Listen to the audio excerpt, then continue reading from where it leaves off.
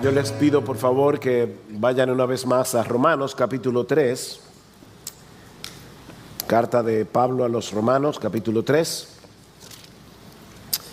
Pero antes quería comentarles que ayer mi esposa y yo estábamos escuchando a un predicador,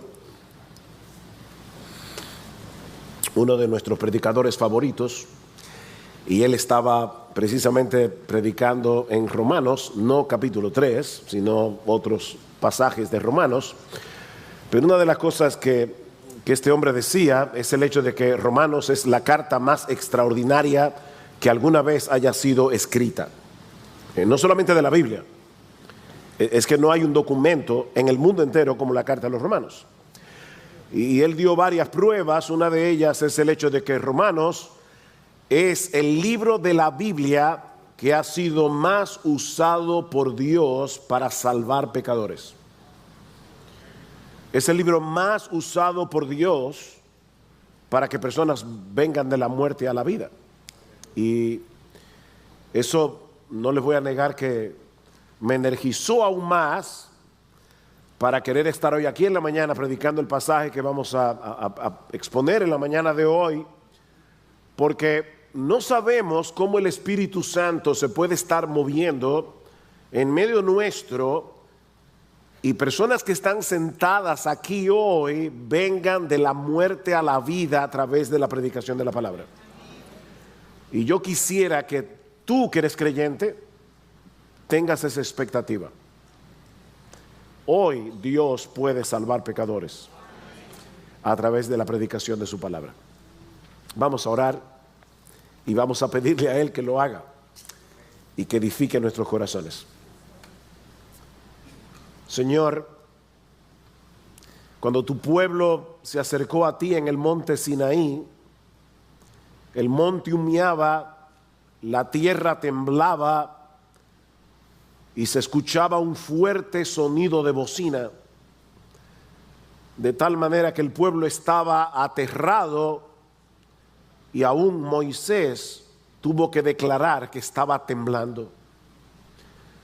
Señor, en el día de hoy nosotros no tenemos ninguna de esas manifestaciones físicas, pero tenemos la promesa de tu presencia cuando tu palabra es predicada. Y queremos suplicarte, Señor, que tú traigas ese terror en medio nuestro, no para aplastar, sino para salvar.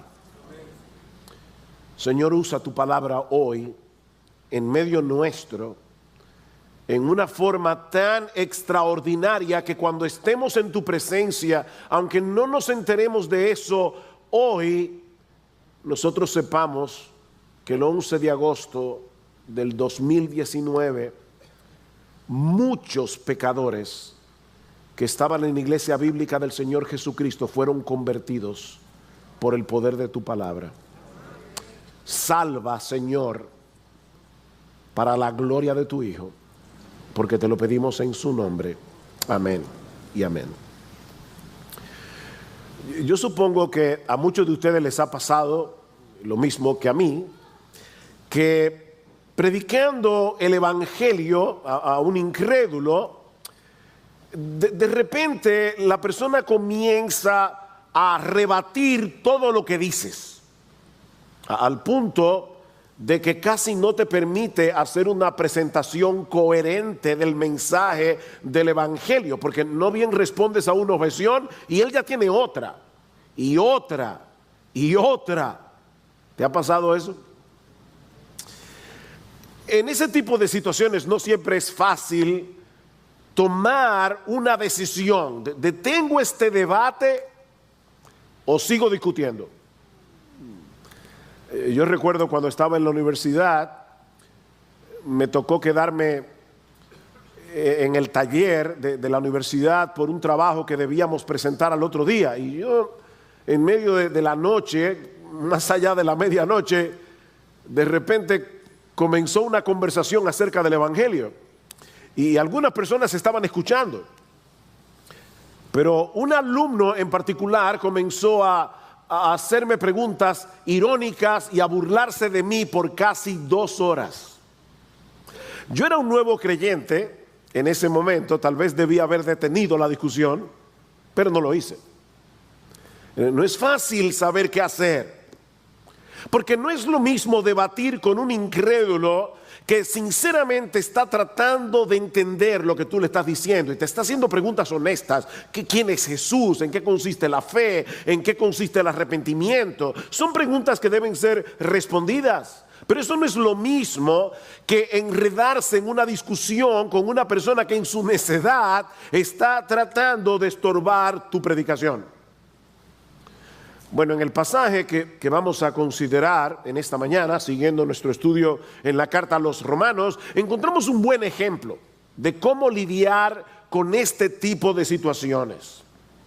En toda esta sección de la carta, Pablo está tratando de probar que toda la humanidad está en problemas frente a la justicia de Dios y que todos necesitan la salvación que Dios nos ofrece en Cristo. El Evangelio es una buena noticia que comienza con una mala. Y sin la mala, la buena no tiene sentido. Y Pablo era un buen evangelista. Él no comienza su predicación del evangelio diciendo Dios te ama y tiene un plan maravilloso para ti. No, Pablo comienza con la ira de Dios.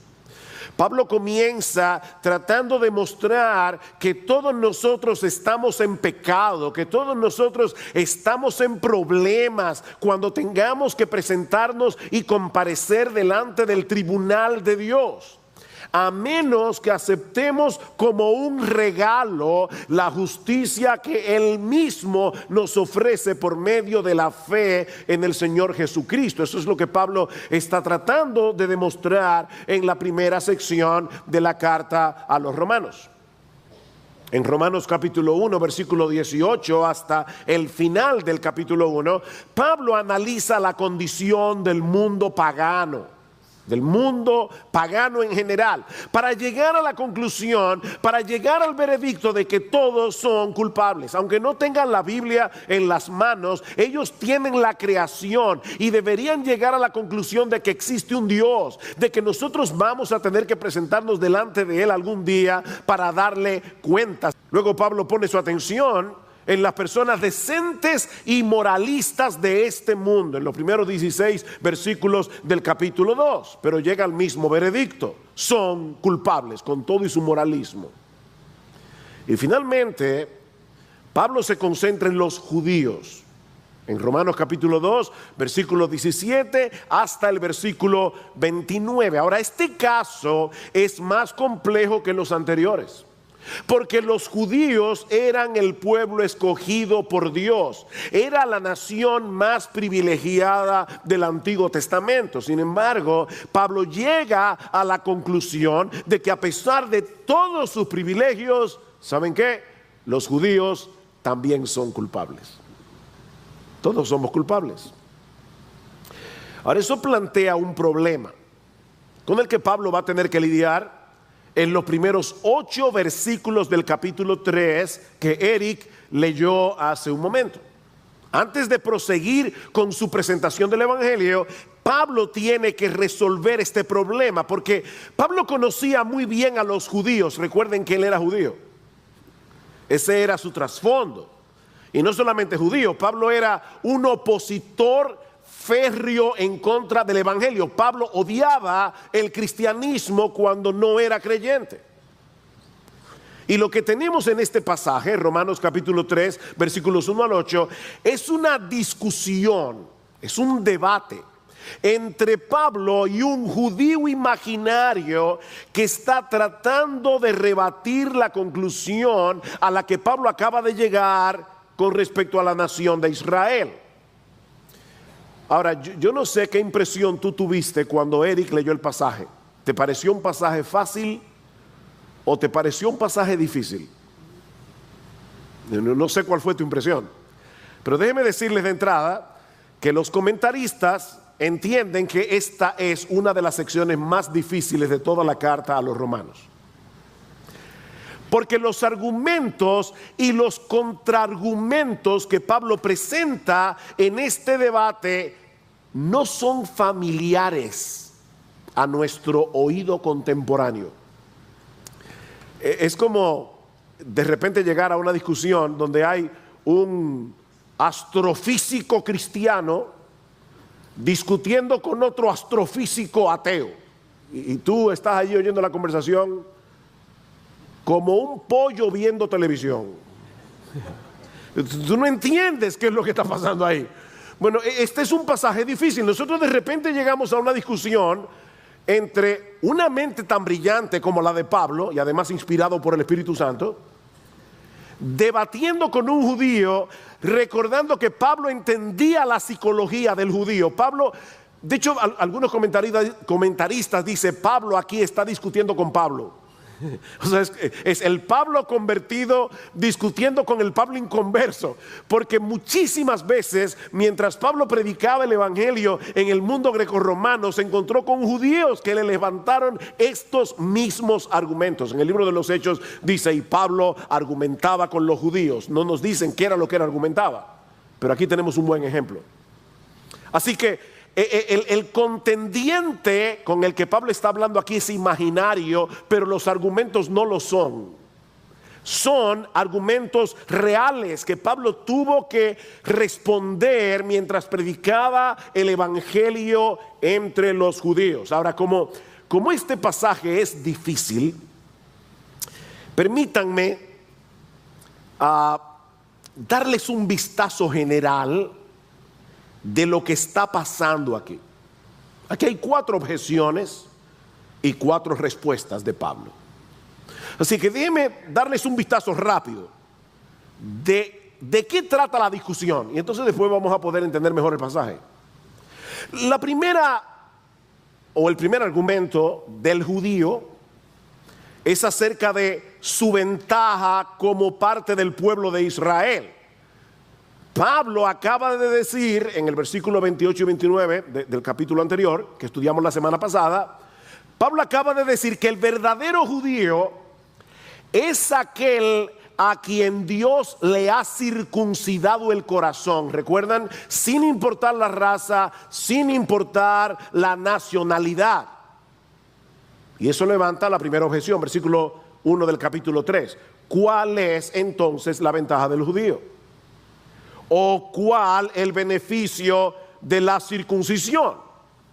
¿Ven el punto? Esta persona le está diciendo, espérate un minuto, Pablo.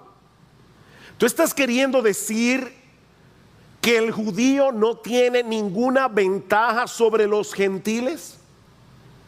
¿Que todo lo que hizo Dios en el Antiguo Testamento, al llamar a nuestro padre Abraham, al hacer un pacto con él, al darle la circuncisión como señal y sello de ese pacto, no tiene ningún valor? ¿Qué sentido tenía que Dios hiciera ese pacto con Abraham entonces y con sus descendientes? ¿O no es acaso ningún privilegio el hecho de que nuestra nación haya tenido en sus manos la ley de Dios, la palabra de Dios, que aquí Pablo le llama los oráculos de Dios? Pablo, ¿qué del templo? ¿Qué de los sacrificios? ¿Qué de toda nuestra historia? Debemos llegar a la conclusión de que ninguna de esas cosas tuvo la menor importancia, que todo el Antiguo Testamento fue una pérdida de tiempo. Esa objeción, por supuesto, nos lleva de la mano a la segunda. Versículo 3. Entonces, ¿qué? Si algunos fueron infieles, algunos de los judíos fueron infieles, ¿acaso su infidelidad anulará la fidelidad de Dios? O sea, Pablo, tú estás queriendo decir que las promesas que Dios le hizo a su pueblo en el Antiguo Testamento estaban supeditadas a nuestra fe para que Él las cumpliera. ¿Dónde queda entonces la fidelidad de Dios? En el Antiguo Testamento Dios prometió bendecir a Israel, ¿no es así? Y serán benditas en ti todas las familias de la tierra. Bendeciré a los que te bendicen y a los que te maldigan los maldeciré. Y ahora este contendiente le está diciendo, pero ven acá, Pablo, tú estás queriendo decir que nuestra infidelidad anula la fidelidad de Dios? ¿Es eso lo que estás argumentando, Pablo? Que los seres humanos somos capaces de frustrar y de cancelar las promesas de Dios por causa de nuestra incredulidad. Sí, Pablo, yo sé que debemos creer, pero eso no elimina la realidad de que Él nos escogió para ser su pueblo, que Él nos dio la circuncisión como señal y sello de ese privilegio. Si Dios prometió bendecirnos, Él tiene que bendecirnos. Su fidelidad no puede depender de la nuestra. Este es el segundo argumento. ¿Se entiende mejor ahora? No. Sí. No, es que quiero estar seguro. De hecho, más adelante Pablo va a tratar con ese problema otra vez, en los capítulos 9 al 11. Yo me imagino que la semana pasada, mientras yo hablaba del verdadero judío, algunos debían estar pensando en Romanos 11 sobre todo. Vamos a llegar ahí, como dentro de un año, pero vamos a llegar ahí. Tercera objeción, versículo 5. Y si nuestra injusticia hace resaltar la justicia de Dios, ese es el judío hablando, ¿qué diremos? ¿Acaso es injusto el Dios que expresa su ira? Y Pablo dice, hablo en términos humanos. Pablo, tú estás diciendo que nuestro pecado es el fondo negro que hace resaltar el diamante de la justicia perfecta de Dios. ¿No es así?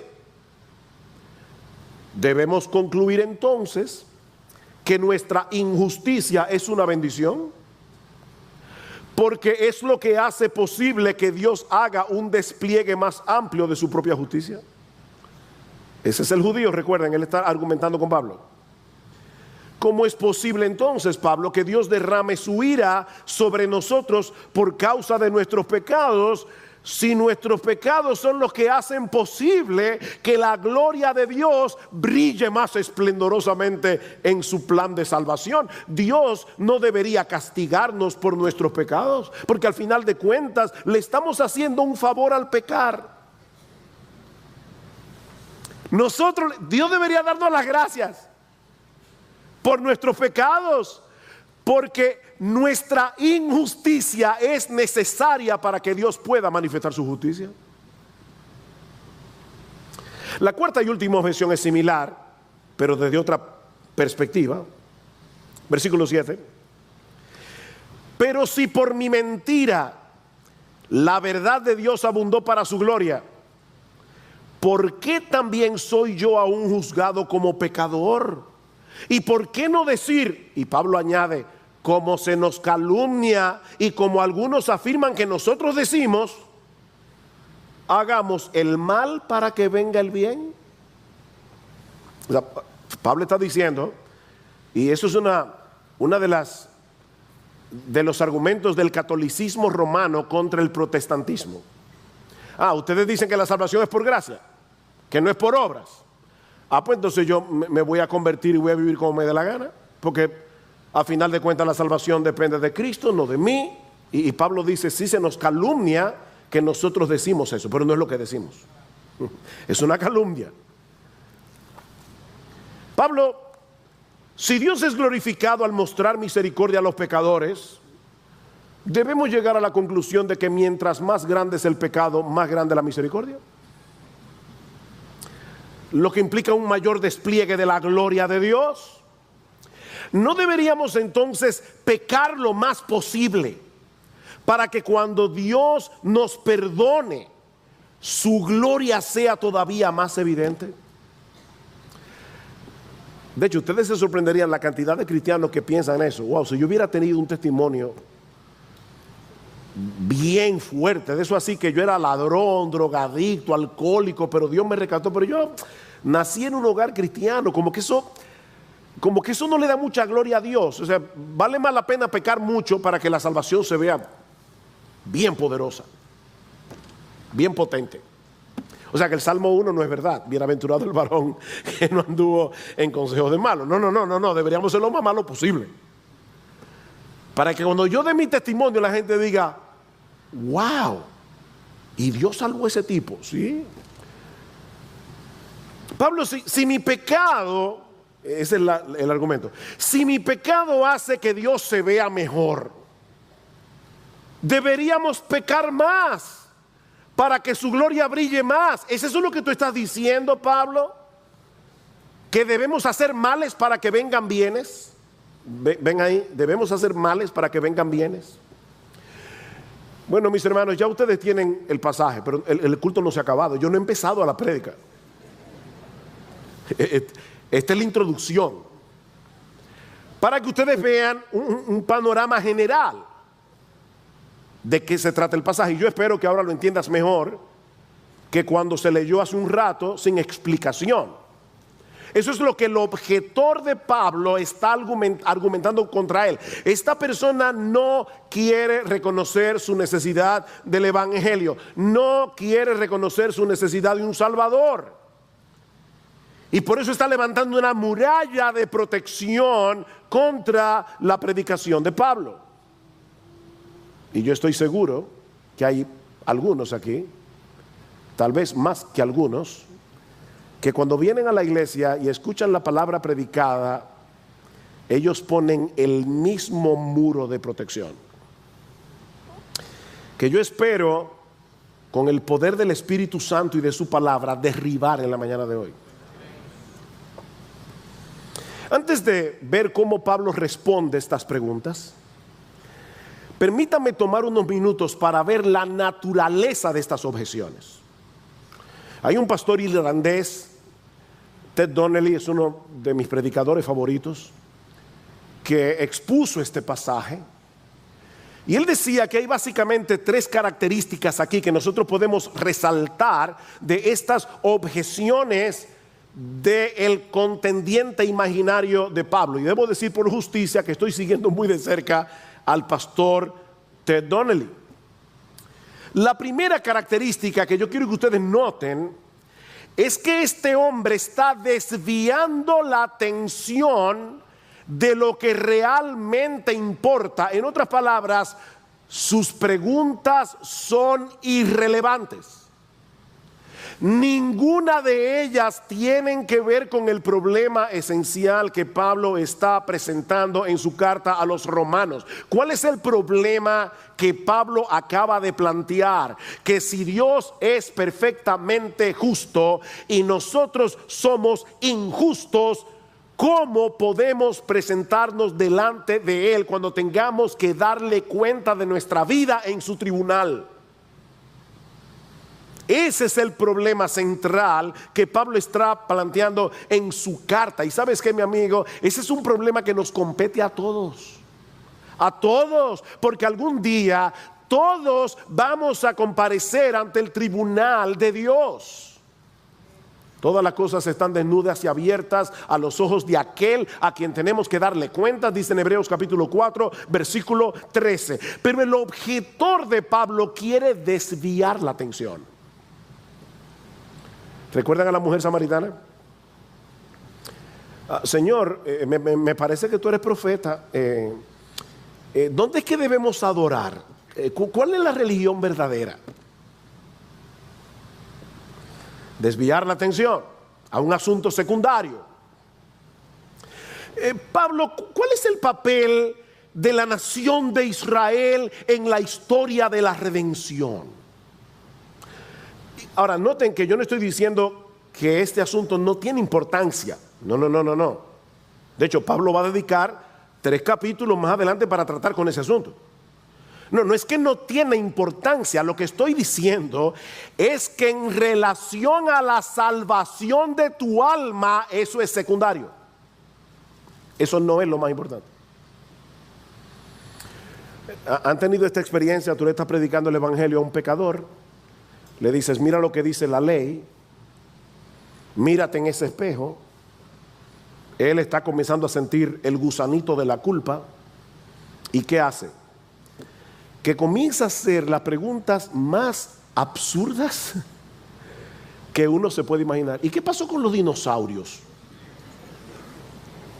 Perdón, que qué pasó con los dinosaurios. ¿Y de dónde salió la esposa de Caín?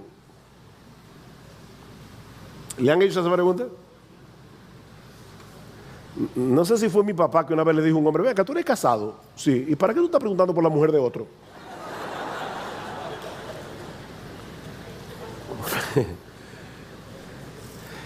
Hay vida extraterrestre. Vida extraterrestre. Esta es clásica. ¿Y qué va a pasar con aquellos que nunca han escuchado el Evangelio? No, ¿y qué va a pasar contigo que sí lo has escuchado? Mi amigo, ¿alguna vez tú te has puesto a pensar en el hecho de que cada segundo de tu existencia tú estás violando el mandamiento más importante de la ley? Amarás al Señor tu Dios con todo tu corazón, con toda tu alma, con toda tu mente, con todas tus fuerzas. Tú y yo violamos ese mandamiento cada microsegundo de nuestra existencia. Esa sí es una cuestión importante, porque algún día tú y yo vamos a tener que presentarnos delante de Dios para darle cuentas a Él de por qué violamos ese mandamiento. ¿O alguna vez te has preguntado por qué Dios tuvo que enviar a su propio Hijo, la segunda persona de la Trinidad, para que se hiciera hombre y muriera en una cruz? ¿Qué tan grave es el pecado para Dios que para redimir la raza humana fue necesario un sacrificio tan costoso? Mi amigo, ¿alguna vez te has hecho esa pregunta? Porque esa pregunta sí es importante. Esas son cosas que tú no puedes darte el lujo de ignorar. Hay cosas que nosotros podemos ignorar y no hay problema. Yo no sé cómo es que la vaca come hierba verde y da leche blanca. No entiendo eso. Pero no hay problema con ignorar eso.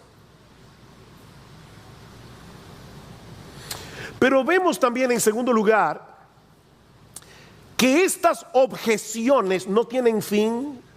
No tienen fin. Si Pablo no le hubiera puesto un corte, probablemente hubiera seguido preguntando. Esta persona no parece tener un interés genuino en encontrar respuesta a sus preguntas. Él simplemente está levantando una objeción tras otra para no tener que enfrentar la realidad de su propio pecado frente a la justicia de Dios. A veces yo he estado debatiendo con un inconverso y la impresión que yo tengo es que cuando yo estoy hablando, él no me está escuchando, él está ya formulando la otra pregunta, porque no le importa la respuesta. ¿Se han topado con personas así?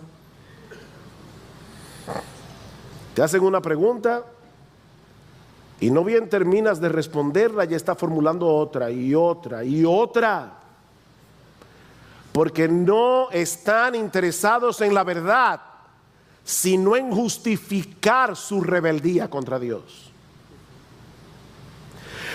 Ahora, lo más terrible de estas objeciones, la tercera característica, es que se vuelven cada vez más irreverentes. Van subiendo de tono hasta llegar al grado de insolencia y de blasfemia. Y eso es evidente cuando tú comparas la primera pregunta con la última. Yo decía hace unos minutos que la primera pregunta, aunque desvía la atención para un asunto secundario, no es una mala pregunta en sí misma. Pablo, ¿y qué pasa con el Antiguo Testamento? ¿Qué pasa con el pacto abrahámico? ¿Qué pasa con las promesas que Dios le hizo a la nación de Israel? No es una pregunta sin importancia. Un judío sincero podía hacer esa pregunta al apóstol Pablo sin tener una mala intención. Pero la segunda pregunta no solo desvía la atención, sino que en una forma muy sutil conecta la fidelidad de Dios con mi fidelidad o con mi infidelidad. Pablo, si Dios promete algo, ¿no debería cumplirlo independientemente de si yo creo o no creo? La tercera objeción es tan ridícula y tan pecaminosa que Pablo parece excusarse con sus lectores, habla en términos humanos, al decir, pero Dios no debería castigarnos por nuestra injusticia, porque nuestra injusticia le hace un favor a Él. Y la cuarta objeción es tan perversa que Pablo ni se molesta en responderla. ¿Se dieron cuenta? Pablo ni se molesta en responderla. Ven, hermanos, el patrón descendiente de estas objeciones. El objetor de Pablo comienza desviando la atención y termina blasfemando. Él no quiere creer. Ese es el problema. Y va a tratar por todos los medios posibles de buscar un refugio para su propia conciencia. Muchos de estos objetores experimentan un sentimiento de culpa cuando escuchan el evangelio. Y es precisamente por eso que prefieren desviar la atención o ridiculizar al predicador. El gusanito los está molestando.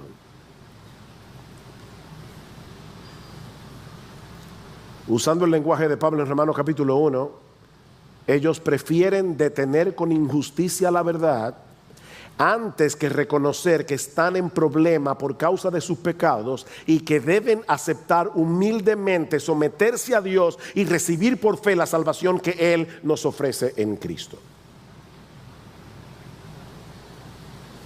Ahora, estas objeciones no solamente son pecaminosas, sino también ilógicas. Y eso nos lleva a nuestro segundo punto. Ya vimos la naturaleza de estas objeciones. Veamos en segundo lugar la debilidad de estas objeciones.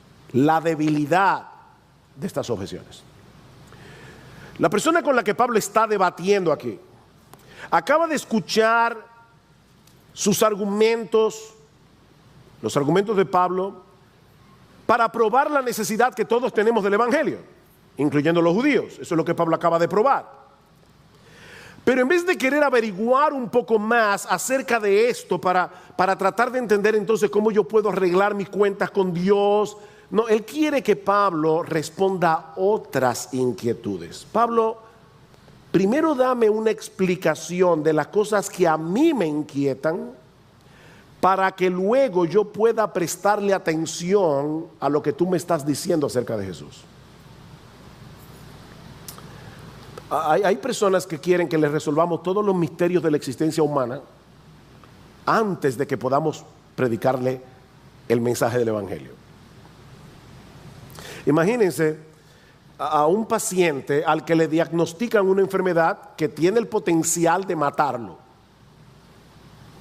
pero él no quiere tomarse el medicamento hasta que el doctor no le explique con lujo de detalles cuáles son los químicos que contiene el medicamento y qué propiedades tienen esos químicos y cómo esos químicos interactúan con mi organismo para sanarme de mi enfermedad. Doctor, hasta que usted no me explique todo eso, yo no me tomo la medicina. ¿Saben qué? Usualmente nadie hace eso. Nadie hace eso. Todos actuamos sobre la base de un conocimiento razonable de las cosas. Compramos una computadora, nos explican cómo encenderla y cómo usarla, y a menos que tú seas uno de esos fanáticos cibernéticos, nosotros simplemente usamos la computadora. Muchos de nosotros, y yo me incluyo, no tenemos la menor idea de cómo funcionan todos los cables y conexiones internas que hacen posible que nosotros tengamos un procesador de palabras en nuestra computadora, pero la usamos de todos modos y le sacamos el beneficio. Es así como funcionamos en la mayoría de las cosas de la vida. Pero cuando vamos al evangelio, muchos demandan que les expliquemos primero los grandes misterios de la teología antes que humillarse delante de Dios y reconocer algo tan simple como que tú eres pecador y vas camino al juicio de Dios. ¿Tú entiendes eso, verdad que sí? Eso es suficiente para que ahora yo te explique qué fue lo que hizo Cristo para salvarte.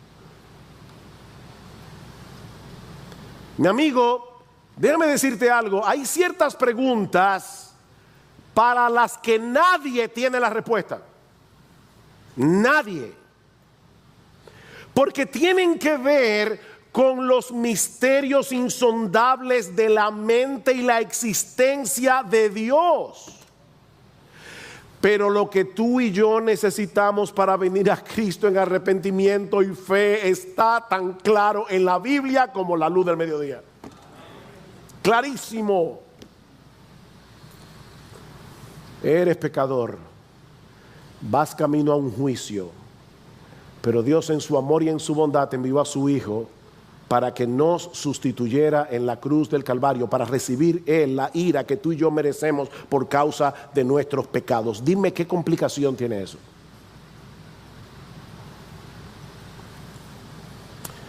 Pero la segunda debilidad de estas objeciones es muchísimo más seria que la anterior. Y es que al objetar el mensaje del Evangelio, mi amigo, tú te estás atreviendo a sentar a Dios en el banquillo de los acusados para que responda a tus preguntas. Tú has cambiado los papeles, como si Dios y tú fueran del mismo tamaño. Ven acá. Yo a veces digo, wow, Señor, la verdad es que tu paciencia no tiene límites. Tú estás hablando con un pecador y sale con una pachotada, como decimos los dominicanos. Ven acá. ¿Cómo que Dios?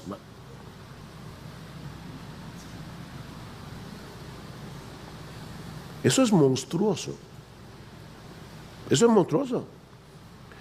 Mi amigo, Dios no tiene que responder a tus preguntas. Dios no tiene que satisfacer tus inquietudes para que entonces tú le hagas el favor de venir humillado delante de Él pidiéndole que tenga misericordia de ti. No es así que funcionan las cosas. Más adelante, cuando lleguemos al capítulo 9 de Romanos, vamos a encontrar a Pablo envuelto en un debate similar al que estamos estudiando hoy. El objetor imaginario, cuando Pablo le habla de la soberanía de Dios en la salvación, le pregunta a Pablo, ¿por qué pues inculpa? Porque ¿quién ha resistido a su voluntad? El gran problema, ¿verdad? Si Dios es soberano, no hay nada que hacer. ¿Cómo que no hay nada que hacer? El Dios soberano te está diciendo que las puertas de la salvación están abiertas de par en par y que Él envió a su Hijo a morir por nuestro pecado y que la salvación es para el que quiera. ¿No lo dice eso en su palabra? ¿Por qué pues inculpa? ¿Recuerdan la respuesta de Pablo? Mas antes, oh hombre, ¿quién eres tú para que alterques con Dios? En otras palabras, Pablo le está diciendo, pero ven acá, ¿qué es lo que tú te has creído? Y yo lo digo en ese tono, yo no estoy molesto por si acaso, porque yo creo que es el tono de Pablo. Yo no creo que Pablo está diciendo, ¿quién eres tú para que alterques con...? No. Pablo está sentando a esa persona en su lugar. ¿Quién eres tú? Oh hombre, ven el punto. Tú eres un hombre. ¿Quién eres tú para que alterques con Dios? Lo mejor que puede hacer una criatura es colocarse en su posición de criatura y aceptar la distancia infinita que hay entre nosotros y la mente de Dios. No es Dios el que tiene que darnos cuentas de sus actuaciones. No es así que funcionan las cosas. Somos nosotros los que estamos sentados en el banquillo de los acusados. Somos nosotros los que tenemos que responder delante de Él. Mi amigo, a final de cuentas, óyeme por favor, a final de cuentas, no importa lo que tú pienses acerca de Dios. Lo único que importa es lo que Él piensa acerca de ti.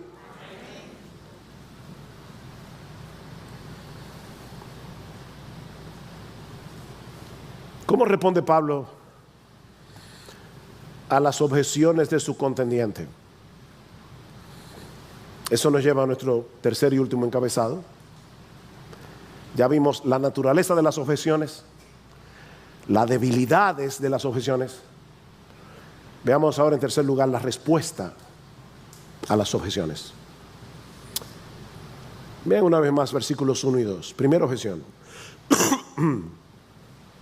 ¿Cuál es entonces la ventaja del judío? ¿O cuál es el beneficio de la circuncisión? Respuesta de Pablo. Pablo es brillante. Aparte de ser inspirado por el Espíritu Santo, algunas personas dicen que Pablo probablemente fue una de las mentes más brillantes del primer siglo. Porque no olviden que la inspiración del Espíritu de Dios no anula la participación humana en el escrito. Y esto es un misterio, cómo un hombre puede escribir inspirado por el Espíritu Santo y lo que sale viene con su personalidad, pero al mismo tiempo es inspirado por el Espíritu de Dios. Así que no solamente entendemos a Dios a través de la Biblia, entendemos también a los escritores de la Biblia a través de los que escribieron. Y ahora la respuesta de Pablo. ¿Qué ventaja tiene el judío? Grande en todo sentido. En todo sentido. En primer lugar, porque a ellos les han sido confiados los oráculos de Dios. La palabra allí es logía, de donde viene logos. A ellos les fueron confiadas las palabras de Dios, la revelación de Dios en el Antiguo Testamento. Ahora, noten que Pablo dice en primer lugar, y no dice luego en segundo lugar, en tercer lugar, se queda en primer lugar. Porque Pablo en su mente detiene esta conversación hasta llegar al capítulo 9, versículo 4, para seguir hablando de la ventaja del judío. Increíble. Se detiene allí y pum, lo agarra de nuevo en el capítulo 9. Pero dice, en primer lugar, porque a ellos les fue confiada la palabra de Dios. Es un enorme privilegio tener acceso a la Biblia. Es lo que está diciendo Pablo, pero el hecho en sí de tener la Biblia en sus manos no es una especie de seguro de vida contra la ira de Dios en el día del juicio. En ese sentido, ninguna nación tiene ventaja contra otra. Déjenme ponerles un ejemplo. Vamos a suponer que aquí tenemos a un niño al que vamos a llamar Juan y a otro niño al que vamos a llamar Pedro. Juan vive en un hogar totalmente destruido. El padre es un alcohólico, la madre es un inmoral que no se ocupa de ninguno de sus hijos. Pedro vive en un hogar donde los dos padres son cristianos, aman al Señor, están involucrados en su iglesia y están tratando de criar a su hijo bajo los principios de las Escrituras. Pregunta, ¿hay alguna ventaja de Pedro por encima de Juan? ¿Sí o no? Claro que tiene ventaja. Claro que tiene ventaja. Pero ¿saben qué? Cuando hablamos de la salvación del alma, los dos necesitan nacer de nuevo. Los dos necesitan arrepentirse. Los dos necesitan al Salvador que el Evangelio ofrece. Eso es lo que Pablo está diciendo. Claro que los judíos tienen ventajas sobre los gentiles, pero esas ventajas no los eximen de la ira de Dios. Vean el versículo 9. Entonces, ¿qué? ¿Somos nosotros los judíos mejores que ellos los gentiles? De ninguna manera, porque ya hemos denunciado que tanto judíos como griegos, y ese era todo el mundo en aquellos días, están todos bajo pecado. Tienen ventajas, pero necesitan la salvación. Segunda objeción, versículo 3. Entonces, ¿qué? Si algunos fueron infieles, ¿acaso su infidelidad anulará la fidelidad de Dios? De ningún modo, dice Pablo, antes bien sea hallado Dios veraz, aunque todo hombre sea hallado mentiroso, como está escrito, para que seas justificado en tus palabras y venzas cuando seas juzgado. Pablo está diciendo aquí, no, la incredulidad del hombre no hace nula la fidelidad de Dios. No. Porque Dios es fiel cuando promete y es fiel cuando advierte. En su palabra Dios no solo promete bendecir a aquellos que vienen a Él en arrepentimiento y fe. Él también promete castigar a todos aquellos que se mantienen en su impenitencia. Así que la impenitencia y la incredulidad del hombre no anula la fidelidad de Dios. Dios sigue siendo fiel porque Él ha dicho claramente que va a castigar todo pecado. Dios es fiel cuando cumple sus promesas, pero también es fiel cuando cumple sus amenazas. De ninguna manera, dice Pablo, es inaudito pensar que Dios no va a tomar en serio sus palabras. El hombre hace eso, pero Dios no. Por eso que Pablo dice, sea Dios veraz y todo hombre mentiroso.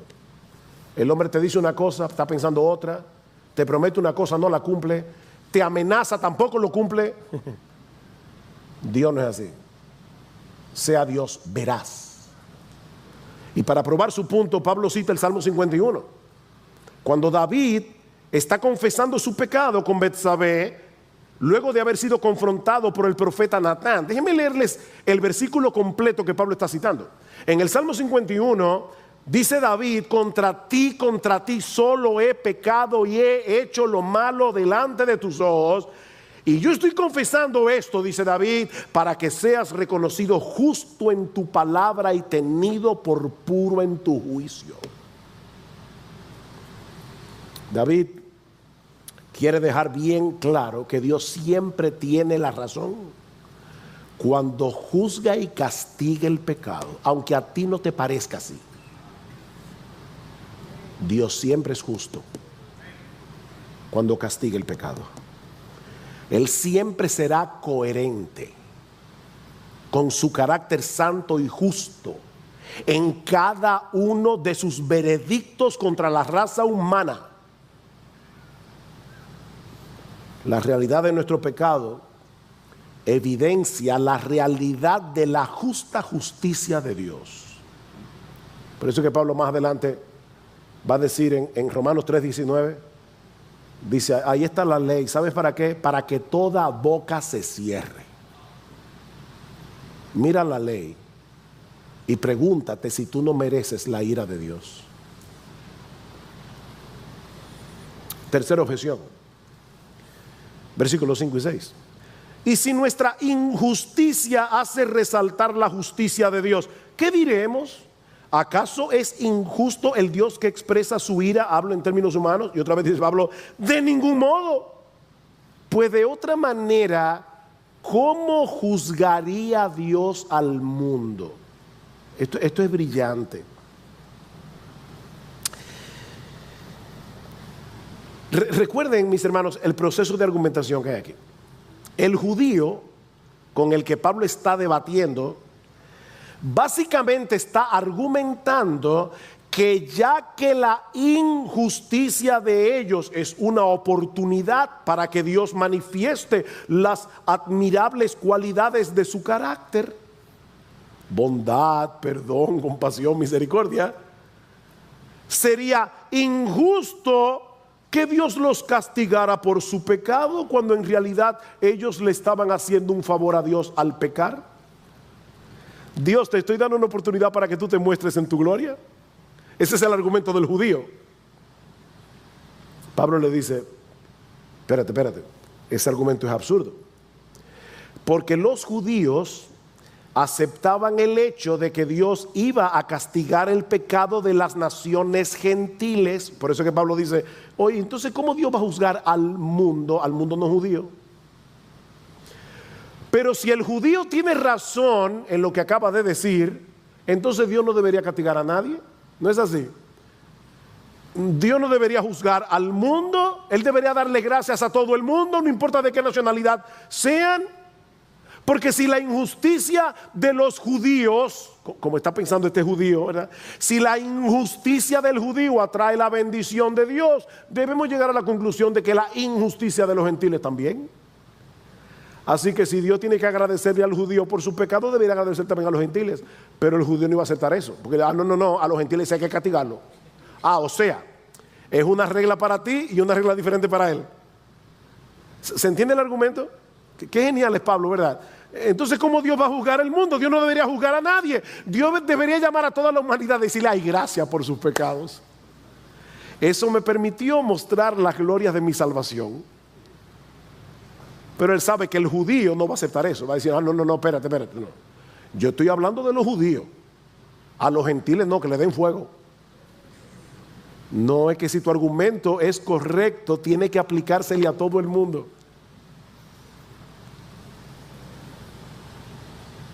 La última objeción no solamente es absurda, es blasfema. Versículo 7. Pero si por mi mentira la verdad de Dios abundó para su gloria, ¿por qué también yo soy aún juzgado como pecador? ¿Y por qué no decir? Y Pablo dice, como se nos calumnia y como algunos afirman que nosotros decimos, hagamos el mal para que venga el bien. Pablo ni responde esa pregunta. Pablo dice, el que hace esa pregunta, su condenación es justa. Eso me recuerda a Agustín de Hipona, cuando una vez alguien le preguntó, ven acá, ¿y qué estaba haciendo Dios antes de crear el mundo? Ahí está Dios, el Padre, Dios el Hijo, Dios el Espíritu. ¿Y qué estaban haciendo ellos antes de crear el mundo? Agustín le respondió, crear el infierno para los que hacen ese tipo de preguntas.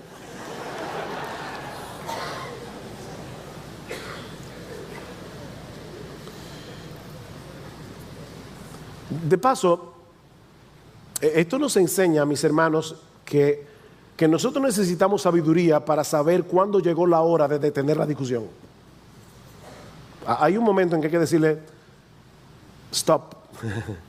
Ya, de verdad, no creo que sea necesario que yo responda a tus preguntas, porque no vamos a llegar a ningún sitio. No tiene sentido. No tiene sentido. Hay un momento en que tenemos que hacer eso, no tiene sentido. Y Pablo concluye este pasaje con una declaración muy sobria. Pablo dice, la condenación de este tipo de personas es justa porque su argumentación, mi amigo, escúchame bien, la argumentación de este contendiente imaginario de Pablo no es fruto de su inteligencia, es fruto de su rebeldía, de su obstinación y de su soberbia. Mi amigo, no confundas una cosa con la otra. Porque tal vez tú te percibes a ti mismo como una persona muy aguda, intelectualmente hablando, y te sientes superior a estos pobres cristianos que se han humillado ante los pies del Señor. Tú eres superior, tú eres un tipo estudioso, pobres cristianos, pobres idiotas. Mira, mi amigo, no hay nada más sabio que un hombre pueda hacer que reconocer su necesidad de la justicia de Dios. La justicia que Dios da libremente al pecador, porque no tiene ninguna justicia propia. Así que Dios se la da. Esa justicia que no podemos obtener por nosotros mismos, pero que Dios ha puesto al alcance de todos por medio de la fe en Jesucristo. Eso es lo que Pablo va a demostrar más adelante, Romanos capítulo 3, versículo 21. Pero ahora, después que él termina su argumentación, ahora aparte de la ley, la justicia de Dios ha sido manifestada, atestiguada por la ley y por los profetas. Es decir, la justicia de Dios por medio de la fe en Jesucristo para todos los que creen. Una justicia que Dios regala gratis. La que tú no tienes, te la regalan por medio de la fe en Jesucristo. Mi amigo, no continúes argumentando con Dios. No lo hagas. Mira, yo estoy seguro que más de una vez tú has experimentado sentimiento de culpa por tus pecados. Yo estoy seguro de eso. De hecho, déjame decirte algo. Muchas veces este tipo de argumentación pecaminosa no es otra cosa que un mecanismo de defensa para tratar de justificarte delante de tu propia conciencia.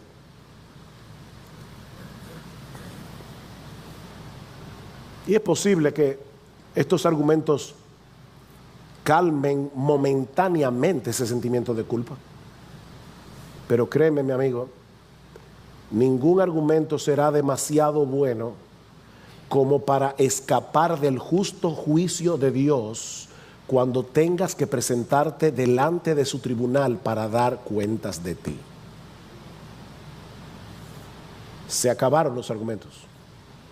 Mi amigo, óyeme, óyeme, se te van a acabar los argumentos. Cuando estés en la presencia del Dios todopoderoso, del Dios infinitamente santo, del Dios infinitamente justo, ya no vas a tener argumentos.